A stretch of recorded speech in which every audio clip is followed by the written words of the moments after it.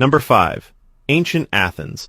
You could vote to banish anyone for 10 years. Athens is famous for inventing democracy. What most people don't know is that Athenian democracy came with one of the strangest and most ruthless political tools in history: ostracism. Once a year, the citizens of Athens held a special vote. No candidates, no proposals. Just one question. Is there anyone in this city who's gotten a little too powerful, a little too popular, or a little too annoying? If at least 6,000 citizens voted yes, a second vote was held.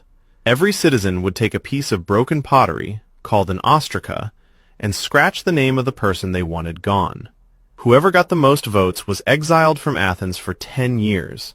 No trial, no chance to defend yourself, no crime needed to have been committed. Just vibes.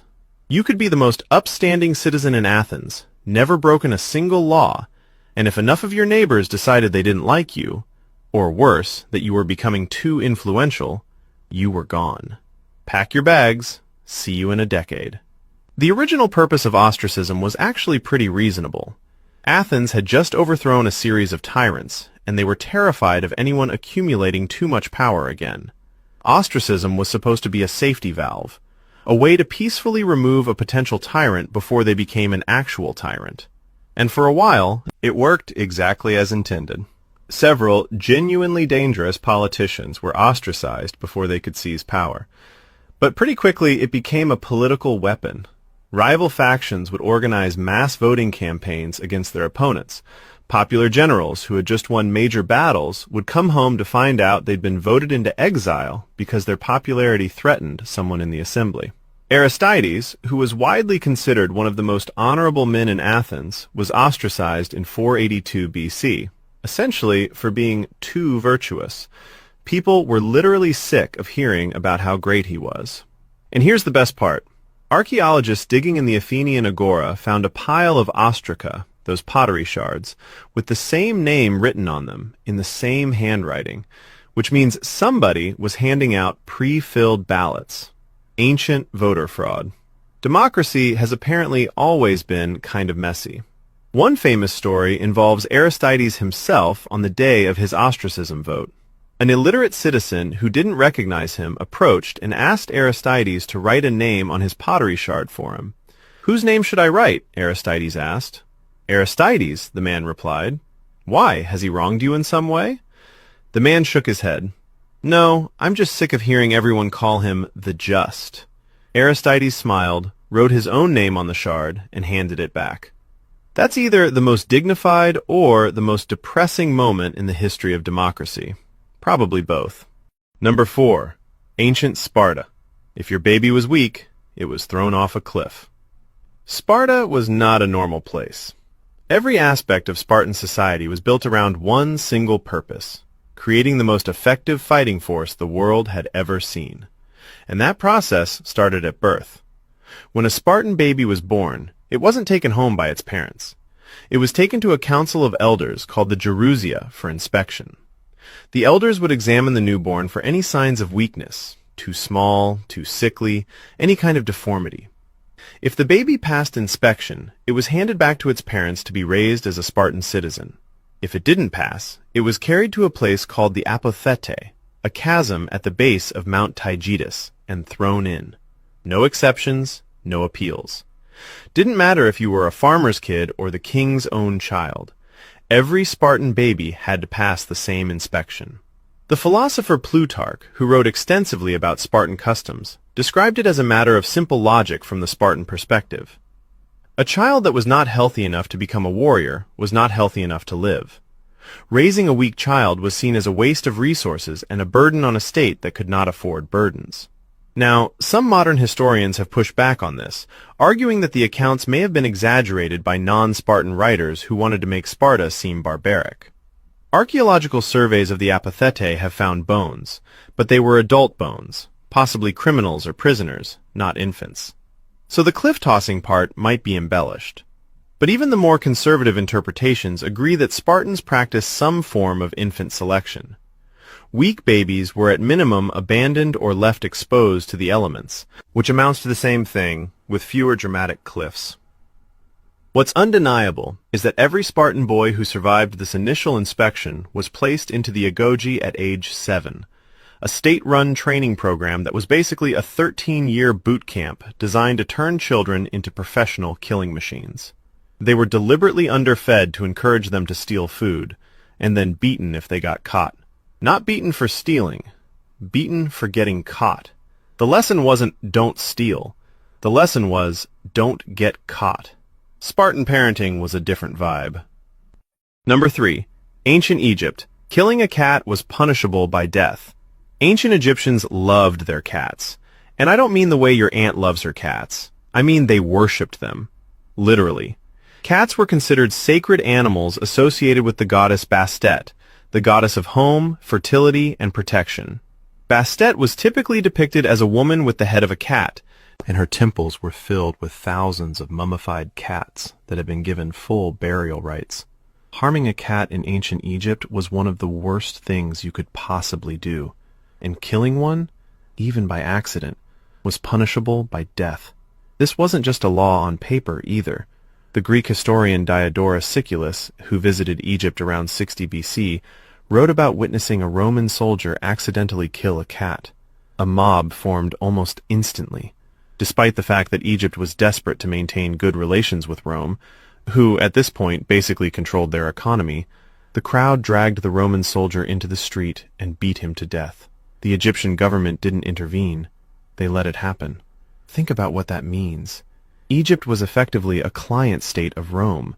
Killing a Roman citizen could have been an act of war, and the Egyptians were like, yeah, but he killed a cat, so... Relations between the two nations were apparently strained for a while after this, but Egypt never apologized. The cat thing was non-negotiable. When a household cat died of natural causes, the entire family would shave off their eyebrows as a sign of mourning. They'd remain in mourning until their eyebrows fully grew back. The dead cat would be mummified, sometimes wrapped in linen and decorated with painted faces, and buried in special cemeteries. Archaeologists have found cat cemeteries in Egypt containing hundreds of thousands of mummified cats. One site at Beni Hassan contained an estimated 300,000 cat mummies. The Egyptians were also terrified that their enemies would figure out this weakness. During one battle, the Persian king Cambyses II allegedly ordered his soldiers to carry cats on their shields as they charged the Egyptian lines. The Egyptians supposedly refused to fight back because they were afraid of accidentally hurting the cats. Whether that story is entirely true is debated, but the fact that it was even considered a plausible military strategy tells you everything you need to know about how serious the Egyptians were about their cats. Don't touch the cats. It's really that simple. Number 2. Ancient Rome. You could legally kill your entire family. In ancient Rome, there was a legal concept called patria potestas, which translates to power of the father. And it meant exactly what it sounds like. The oldest male in a Roman family had absolute, unrestricted legal authority over every single member of his household. His wife, his children, his grandchildren, his slaves. All of them were legally his property. And when I say absolute authority, I mean he could do literally anything. He could sell his children into slavery. He could arrange their marriages and cancel them at will. He could confiscate any money or property they earned or inherited. And yes, he could execute them. His own children, his own grandchildren, legally. No trial, no justification needed.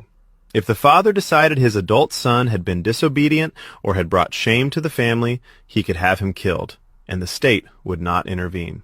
Now, to be fair, by the later Republic and Empire periods, actually killing your kids was considered extremely bad form. Society would judge you harshly for it. But the legal right never went away. It stayed on the books for over 1,000 years. Think about that. For a millennium, every Roman child grew up knowing that their father, technically, legally, had the right to end their life at any point. The most famous example comes from Emperor Augustus himself. When his daughter Julia was caught having multiple affairs, which in fairness was also a crime under Augustus's own morality laws that he had literally just passed, Augustus used his power as her father to banish her to a tiny island called Pandataria. She was forbidden from drinking wine, seeing visitors, or leaving. She lived out the rest of her days in what was essentially solitary confinement. And this was considered the merciful option because he could have just had her killed. Even Augustus's successor, Tiberius, kept Julia in exile, eventually moving her to an even more remote location where she reportedly starved to death. All perfectly legal under Patria Potestas. Dad said so.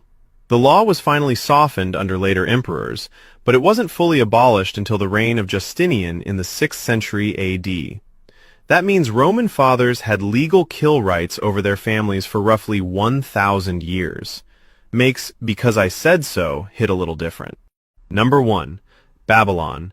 If your house kills someone, your son dies. It's 1750 BC in ancient Babylon, and King Hammurabi has a problem. His empire is massive, stretching across most of Mesopotamia, and he needs a way to keep everyone in line. Different cities have different customs, different rules, different ideas about what's fair. So Hammurabi does something that no ruler before him had ever done on this scale. He writes it all down. He creates a code of 282 laws, covering everything from business disputes to marriage contracts to medical malpractice. And he doesn't write them on paper or a scroll that could be lost. He carves them into an 8-foot-tall pillar of black stone called a stele and plants it in the center of the city for everyone to see. This thing still exists, by the way. You can go look at it in the Louvre in Paris right now. It's been sitting there for nearly 4,000 years. Now, the Code of Hammurabi is famous for establishing the concept of an eye for an eye. If you break someone's bone, your bone gets broken. If you blind someone, you get blinded. Straightforward enough. But Hammurabi took this concept and cranked it up to a level that makes absolutely no sense to a modern person. Take Law 229. If a builder constructs a house and that house collapses and kills the owner, the builder is put to death. Okay, that's harsh, but there's a certain logic to it. Bad construction, someone dies, you pay with your life. But here's where it gets insane. Law 230 says that if the house collapses and kills the owner's son, it's not the builder who gets executed. It's the builder's son, his completely innocent child who had nothing to do with any of it. The logic, if you can call it that, was that justice meant the punishment had to mirror the crime exactly. You lost a son? The person responsible loses a son. Didn't matter that the builder's kid had literally never touched a brick in his life. The punishment was designed to match the grief, not the guilt. And it didn't stop there. If the collapse killed the owner's slave, the builder had to pay the replacement value of the slave. Because apparently, in ancient Babylon, killing someone's slave was a property crime, not a murder.